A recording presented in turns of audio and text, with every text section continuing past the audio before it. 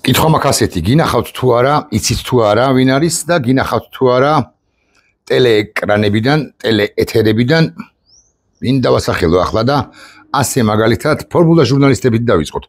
ნუცა ბახუტაშვილი. პატარა გოგოა ნუცა. არ ვიცი სიმართლე გითხრათ ასაკი 20, 21 წლის, 22 წლის, მაქსიმუმ 23 წლის, სულ მაქსიმუმ შესაძლოა მეჩნდება 23-ის არც იქნება 21-ის, 22-ის. ის ქართული ჟურნალისტიკის ამომავალი ვარსკვლავია. ბევრი უნდა იშრომოს, ბევრი უნდა იმუშაოს და გარკვეული პერიოდის შემდეგ, წლების შემდეგ შესაძლოა მას ჰქონდეს საკუთარი საავტორო გადაცემა. შეიძლება არც ჰქონდეს, მაგრამ თუ დარჩება ჟურნალისტიკაში და მგონია და დარწმუნებული ვარ, რომ დარჩება, ნუციკო ერთ-ერთი საუკეთესო ჟურნალისტი ახლაც არის რეპორტიორი.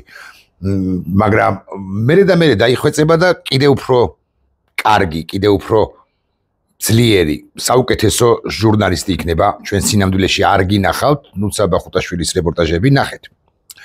გადავიდეთ სხვა პერსონაზე.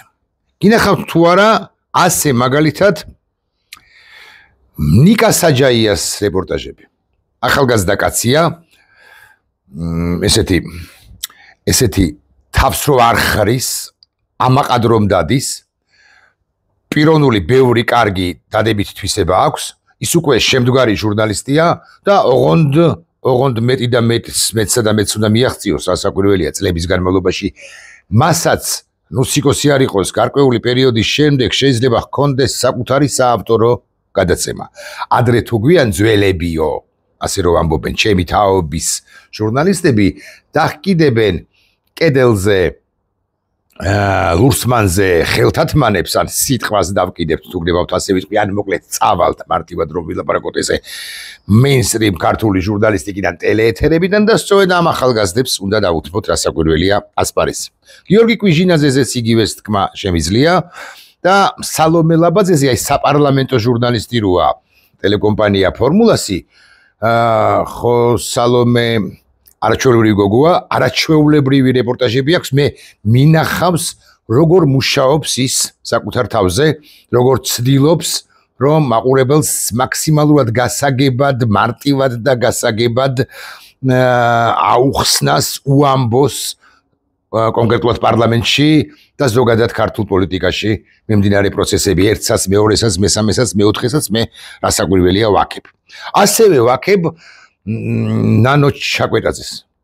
აი ისეთი ხარტი და სმარტი ჟურნალისტია, ახალგაზრდა ჟურნალისტი, რომ მოგეწონება იტყვი, რომ აი სწორედ მისია მომავალი, მისი და მისი კოლეგების. სალომე ბოკუჩავა ისეთ ნიუანსებს აღმოვაჩენს ხოლმე, ისეთ დეტალებს აქცევს ყურადღებას, რომ ხვდები სალომე უკვე შემდგარი ჟურნალისტია და კიდე უნდა გაიზარდოს რა თქმა უნდა, მაგრამ სალომე ბოკუჩავას დაეყრდნობი, ისევე როგორც ყველა სხვას ვინც დავასახელებ. და მათი უფროსი არ არის ესა ვიხავისაც დავასახელებ, მაგრამ დათო ქაშიაშვილი კაშიკა უნდა შევაქო, რასაკვირველია, რომელსაც მიხავს შაბათის ფორმულა და ესეთი აი მძიმე, გამობრძმენდილი გონიერი ყველა სიტყვას ზედმიწევნით ზუსტად რომ ამბობს, წარმოთქვამს ის კაცია კაშიკა. სხვებზეც ვიტყვი რასაკვირველია უკლებლივ ყველაზე, ვინც ფორმულაში მუშაობს, აი ყველაზე გამოცდილიდან დაწყებული, ყველაზე გამოუცდელით დასრულებული. ნებისმიერზე, ვისაც საავტორო გადაცემა მიჰყავს, ვინც გამორჩა მიზეზთა გამო ჟურნალისტებიდან, აი ლუკა ხაჩიძე მაგალითად, ხო, სხვები და სხვები. ერთმანეთზე უკეთესები არიან მეთქი ამის თქმა მინდა. ეს ტელეკომპანია ფორმულა ჟურნალისტები, ავტორები და ჟურნალისტები ჩამოვასახელი. ახლა უფრო არასრული სია უნდა შემოგთავაზოთ TV პირველის ჟურნალისტებისა. ასე მაგალითად მაკა ჩიხლაძე. არაჩვეულებრივი გოგოა, მისი ყველა რეპორტაჟი, აი ეს ის მაკაა ფიზიკურად რო იძალადეს ტიტუშკებმა თაწმინდაზე დეკემბრის თვეში.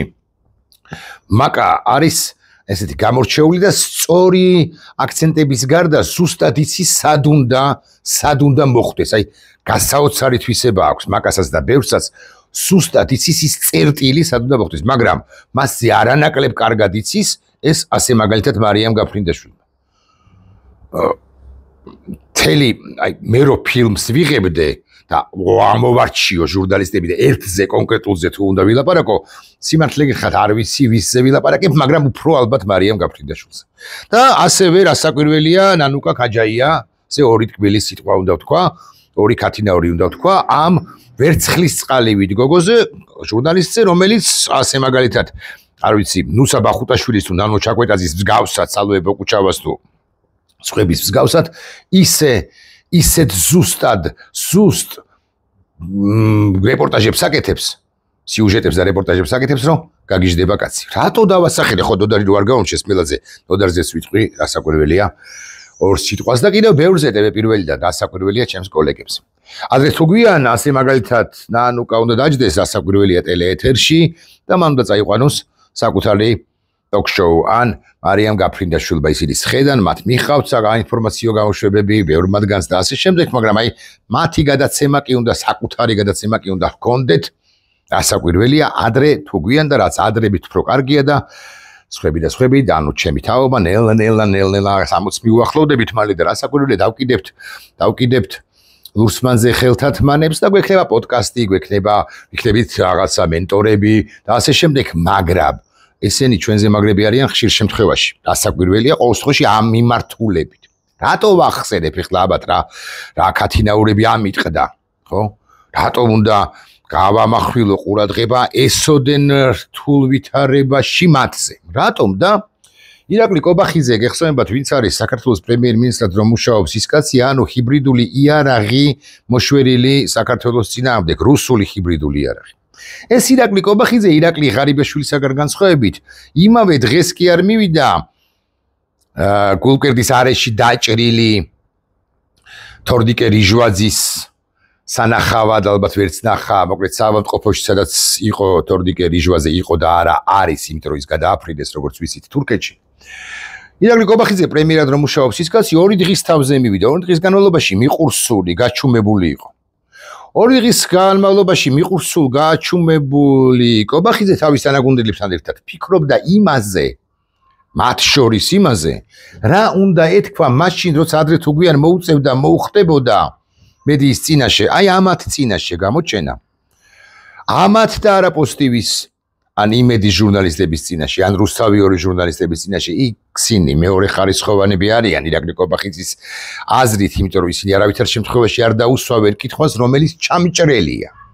მოკლედ, TV პირველსა და TV ფორმულას უფთხის, ჟურნალისტებს უფთხის პრემიერად რომ მუშაობს ის კაცი და 2 დღის განმავლობაში იფიქრა და თორდიკე რიჟვაძესთან დაკავშირებით მოიფიქრა, რასაკვირველია რუსი კონსულტანტების დახმარებით და შემწეობით და მეოხებით მესიჯი, რაც უნდა გაეხმიანებინა ფართო საზოგადოების წინაშე. ხო და რა თქვა ბატონმა კობახიძემ, ბატონობის გარეშე? მან თქვა და მე მოგასმეინებთ იმ ფრაგმენტს, 4 წუთიანი თუ მეტი არა, 3 წუთიანი ვიდეოა. უსმინეთ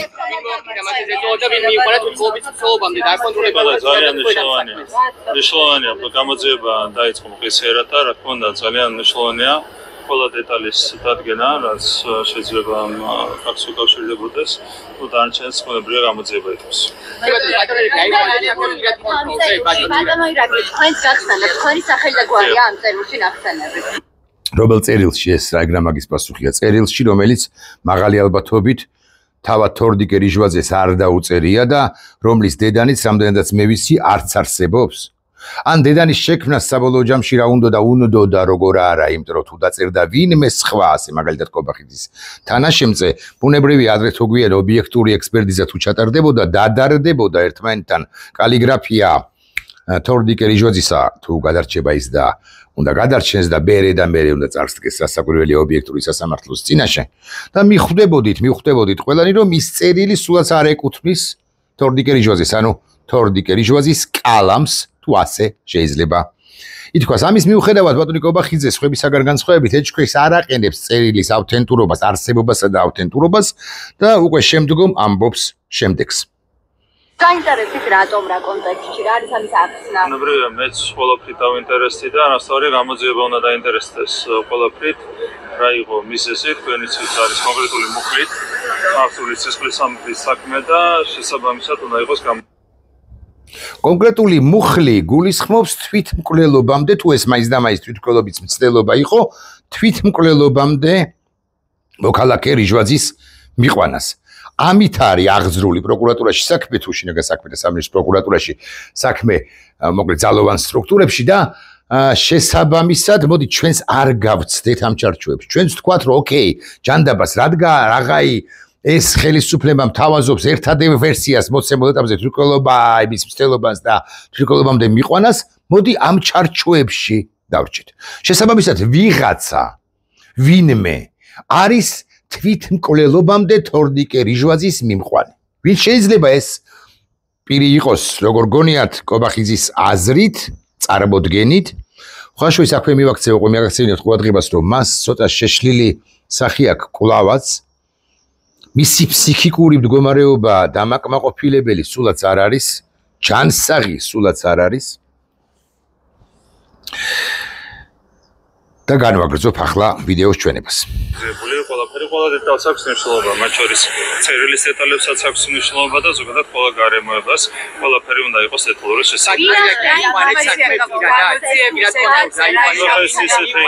ბუნებრივია, თავის შინაარსით არის ისეთი საქმე, რასთან დაკავშირებითაც ბუნებრივია განსაკუთრებული ყურადღება იქნება გამოხატული მათ შორის ჩემი მხრიდანაც და არა მარტო ჩემი მხრიდან ძალოვანი სტრუქტურების კორუფციას და არიგების მფარველობას. მე არ ვიცი კონკრეტული ტელევიზიებიც იყვნენ, რომლებიც ამას აკეთებდნენ, ხო? ზოგადად სტრესულია. ესე იგი, მან არ იცის, ვიმეორებ, მან არ იცის, მე არ ვიცი კონკრეტული ტელევიზიებიც იყვნენ, ვინც ამას აკეთებდნენ. ანუ ბატონმა კობახიძემ თითი კი არ გაიშვირა იმათ მიმართ, მათი მისამართით, მათი მიმართულებით, ვინც სახელმწიფო კულუარებში აბრალებდა ან არ აბრალებდა სულაც თორნიკე რიჟვაძეს მფარველობას პარიგებისა.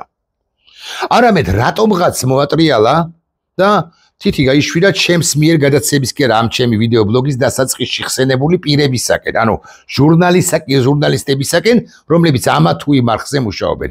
აქ გულისხმობ უშუალო სპეციფიკით ვინც მუშაობს, ასე მაგალითად მარიამ გაფრინდაშვილი, ან შესაძლოა სპეციფიკით არ მუშაობდეს, მაგრამ მაინც ზოგად კონტექსტში ერთ ქვაბში არიან ჩახარშულები მათთან ერთად, ვინც მათ თავიანთ კოლეგებთან ერთად, ვინც ამ სპეციფიკით მუშაობს.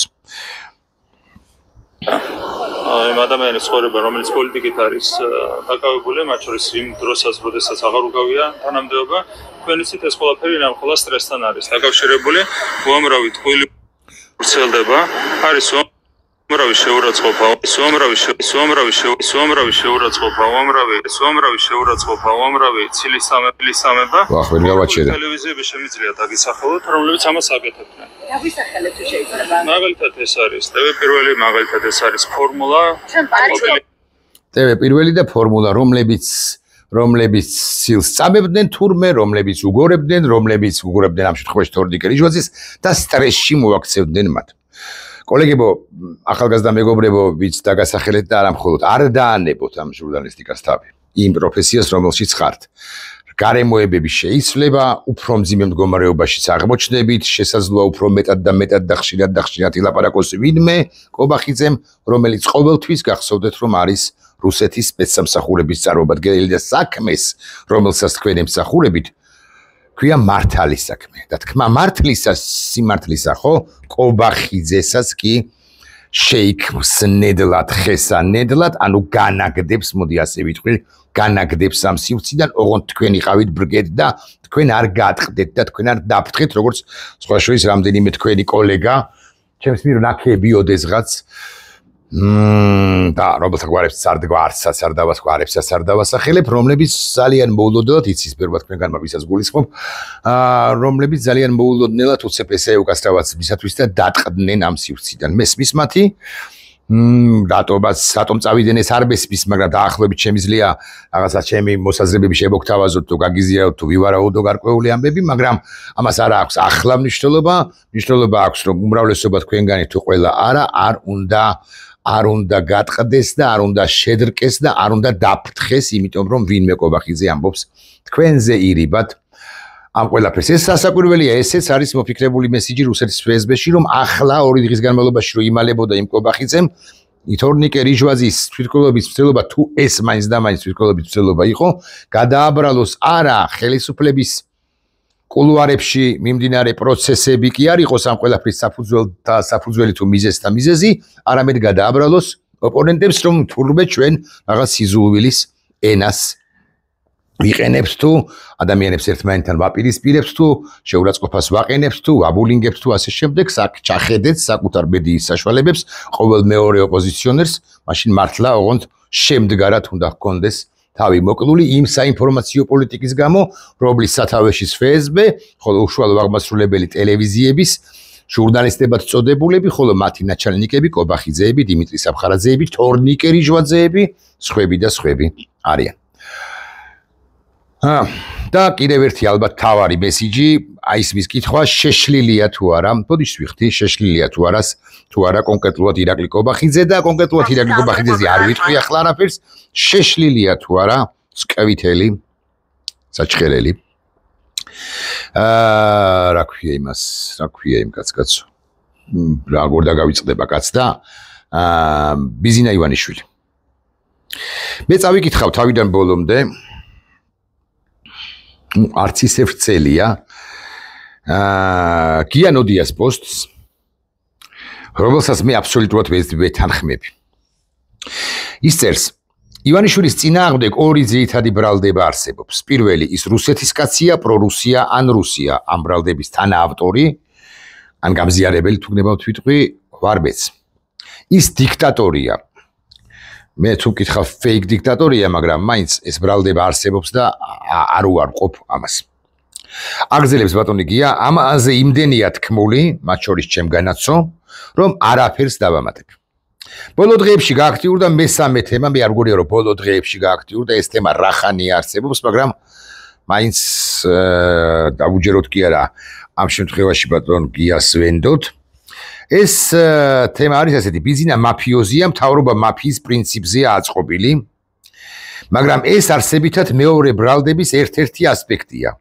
დიქტატორებს მაფიოზობას ხშირად აბრალებენ. მე ვეთანხმები, რომ დიქტატორები უმრავლეს შემთხვევაში არიან სწორედ მაფიის თავკაცები. მაგრამ არსებობს კიდევ ერთი, ბატონი გიას თქმით, მეტად მნიშვნელოვანი თემა, რამდენად შერაცხადია ბატონი ივანიშვილი ან ბატონი კობახიძე სხვა შემთხვევაში. ამაზე ერთხელ უკვე მივიღე შენიშვნაო, ამბობს ბატონი გია, სწავლული ფსიქიატრისაგან, დაუშვებელია პოლიტიკურ დისკუსიაში ფსიქიატრიული დიაგნოზებით მანიპულირება. დიახ, ჩვენ ხანდახან წაგვწდება ხოლმე მეც მათ შორის, წაგვწდება რომ შეშლილია და პროფესიონალები რო საყვედურობენ ამასთან დაკავშირებით და გვეუბნებიან რომ პოლიტიკურ დისკუსიაში ფსიქიატრიული დიაგნოზებით მანიპულირება, ეს ხო დიაგნოზია საბოლოო ჯამში, სხვა ავადმყოფობაა, ხო? არ შეიძლება, დავეთანხმოთ, მაგრამ ლოგიკა რომელსაც არ მითარებს ბატონი გიანოდიას, ესეც სწორი ლოგიკა. მით უმეტეს ამ სფეროში არაკომპეტენტური ადამიანებისაგან ბატონი გიაც და თქვენი მონამორჩილი საასაკვირველია ვართ არაკომპეტენტურები. არც ვაპირებ ვინმესთვის დიაგნოზის დასმას, მაგრამ მაინც რჩება სრულიად სუბიექტური შთაბეჭდილება, ობიექტურობასთან ახლოს ყოფი მეთქი ბატონო გია თავისუფლებას მივცემ ესე ვთქვა, რომ გარდა იმისა, რომ ბიზინა ავტოკრატია, დიქტატორობისაკენ გადახრილი და რუსულ სამყაროში მივყავართ მას ცხადზე ცხადია, შეურაცხადობის პრობლემაც აქვს. შედარებისთვის ილჰამ ალიევი დიქტატორია. მეტი დიქტატორიც არის ვიდრე ბიზინა ივანიშვილი. სწორია ბატონი გია, რასაც იტყვის ახლა. კლასიკური დიქტატორიაო, ამბობს ბატონი გია. დღეის მდგომარეობით მაინც აზერბაიჯანზე უფრო თავისუფალი საზოგადოება გვაქვს. ესეც ფაქტია. დიახ, აქ საშინელება ხდება, მაგრამ აზერბაიჯანში საშინელება უკვე მოხდა, როგორც დიქტატორულ სახელმწიფოში. მაგრამ ილჰამ ალიევი, ბატონი გიას თქმით და სწორია აქაც, ბატონი გია შერაცხადია. ანუ რაციონალური მოთამაშეა, შეშლილი არ არის. გასაგებია რა უნდა, აქ არ იგულისხმება მხოლოდ ძალაუფლება და სიმდიდრე ორივე აქვს, მას აქვს გარკვეული წარმოდგენა თავისებური, მაგრამ მაინც აზერბაიჯანის ეროვნულ ინტერესებზე და ამიტომაც დიქტატურას, როგორც მართვის მეთოდს, ხო? ამიტომაც ხმარობს. ბატონი გია კი ასე აგზელებს და მას თან მიმდევრულად იცავს. საკმაოდ წარმატებით ვერ დაუკარგავ. როცა დასჭირდა რუსეთთანაც დაათბო ურთიერთობა, მერე შეცვლილ ვითარებაში გამწვავებასაც არ შეუშინდა. დიქტატორია თუ რაცა რაციონალური პოლიტიკური მოთამაშეა, ვისთანაც ლაპარაკი შეიძლება. დიახ, რაციო ალიევთან უარსაყოფი არ არის, რაციონალური მოთამაშეა. რაციონალური არგუმენტები, რაციონალური პოლიტიკა აქვს მას, როგორც ასეთი შეიძლება არ მოგწონდეს და არ უნდა მოგწონდეს, მაგრამ გასაკვირველია უნდა გაითვალისწინო და მიხვდე რომ შენ გონიერ ადამიანთან გაქვს საქმე, მიუხედავად იმისა, რომ დიქტატორია. შეშლილი არ არის ყოველ შემთხვევაში. ეჭვი მაქვს დასავლეთი რომ ბიზნეს არ ელაპარაკება, ამის მიზეზი მხოლოდ ის არაა რომ დიქტატორია. არჩევნები გააყალბა და ქვეყანა რუსეთისაკენ მიხავს. უამრავ დიქტატორს და რუსეთთან მოფლირტავეს ელაპარაკებიან, ასეც არის. დიახ, ყველას აი ლუკაშენკოსაც კი დაელაპარაკდნენ, თქვენ წარმოიდგინეთ, კელოგი იყო ჩასული, იცით თქვენ. ისიც დიქტატორია, მეტი დიქტატორია ვიდრე ბიზნე ივანიშვილი, მაგრამ ლუკაშენკოსთანაც კი სცადეს და გამოუვიდათ. იმიტომ რომ დიქტატორობის მიუხედავად ლუკაშენკო რაციონალური მოთამაშეა რიგ ან უმრავლეს შემთხვევაში. ისიც კაი დაფშვიდელია მე თუ მკითხავთ, მაგრამ მაინც. ამის გარდა აგზენეს ბატონი გია, ბიზნეს შეურაცხყოფაში ეპარება თეჭვი. არც ეს არ არის ლაპარაკი, ვისთან ლაპარაკი, ეს არ არის პიროვნება, ალბათ ასე უნდა ეწეროს, ვისთან ლაპარაკსაც აზრი აქვს. ადამიანს, რომელიც თაღლით პირად ბანკირთან შექმნილ პრობლემებს სოფლიო შეთქმულებას მიაწერს და სჯერა რომ დასავლეთ საქართველოს რუსეთთან ომში ჩართვა უნდა, სერიოზულად როგორ უნდა ელაპარაკო მართლაც. ერთი ის ამბავია, ეს კრედიტ სუისის ამბავი, იცით თქვენ რომ წაართვეს და ამის გამო ატეხა ამბავი მთელი სოფლიო მებრძვის, ვარო შეშლილია. როგორ შეიძლება ენდო პირს, რომელიც ოღონდ შეშლილი თან მისი უარყოფითი კონოტაციით, ხო? ანუ რაღაც შეშლილი და კეთილი შეშლილი კი არა, თუ ასე შეიძლება გაყოფა, ხო? ბოროტი ხვარძლიანი შეშლილია. ბატონი გია აგზელებს თავის უახლო ეს და ყველაზე ერთგულ გარემოცვას რომ დაერია და ყველა ბერკეტი უცნაურ გაჩეშილ კაცსა და კობახიძე ჩაბარა, არც ეს გონია მთლად ჯამთელი ამბავი.